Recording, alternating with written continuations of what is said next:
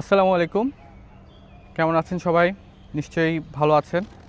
আজকের ভিডিওটি আমি একটু যারা পরীক্ষার্থী নন, অর্থাৎ আর কয়েকদিন পরে লিখিত পরীক্ষা অনুষ্ঠিত হবে, কিন্তু এবার যারা লিখিত পরীক্ষার জন্য উত্তীর্ণ হতে পারেননি, কিন্তু আপনারা বাসায় বসে আছেন, কিংবা আমি পোস্ট করেছিলাম আপনাদেরকে যে আপনারা 1 মাস সময় দেন, পরীক্ষার যে বইগুলো রয়েছে, পড়ার টেবিল রয়েছে, সবগুলো থেকে দূরে থাকেন, ঘুরতে যান, একটু মন ভালো করেন।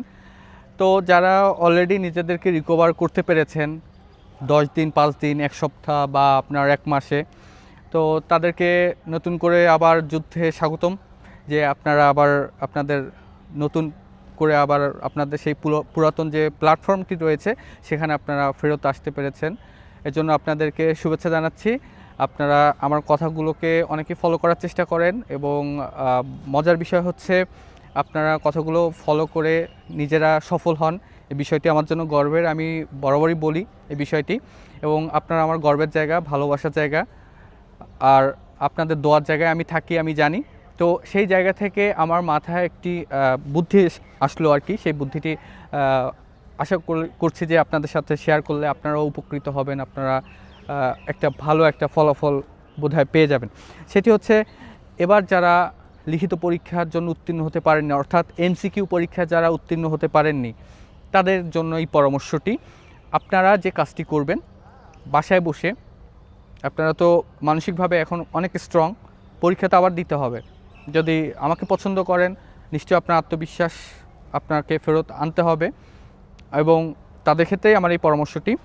আপনারা যারা এবার এমসিকিউ উত্তীর্ণ হতে পারেননি, তারা আবার নতুন করে পড়াশোনা শুরু করবেন, এবং বাসায় বসে যখন পড়াশোনা শুরু করবেন, আপনারা প্রত্যেকটি আইনের বই প্রথমে একজন আইনের স্টুডেন্ট হিসেবে, বা আপনি আইনের স্টুডেন্ট নন এমনভাবে আপনি রিডিং পড়বেন।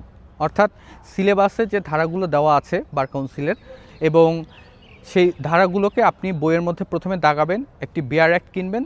বেয়ার অ্যাক্ট বলতে যে বইগুলোর মধ্যে আপনার শুধু ধারা না, ধারার বাইরেও আপনার বিভিন্ন ধরনের উদাহরণ রয়েছে, আপনার কেস লগুলো রয়েছে, সেগুলো আপনি ফলো করবেন। এরকম একটি বই কিনবেন, যে বইয়ের মধ্যে আপনি সারা জীবন আপনি ওই বইটি সঙ্গে রাখতে পারবেন, এবং যে কোনো প্রয়োজনে আপনি ওই বইয়ের রেফারেন্স আপনি ব্যবহার করতে পারবেন।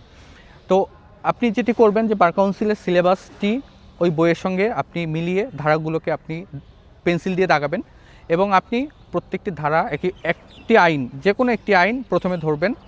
ধরে ওই ধারাগুলোকে আপনি সুন্দর করে রিভাইজ করবেন। রিডিং পড়বেন একেবারে। আপনার এখানে মুখস্থ পড়ার কিছু না, আপনি বুঝে বুঝে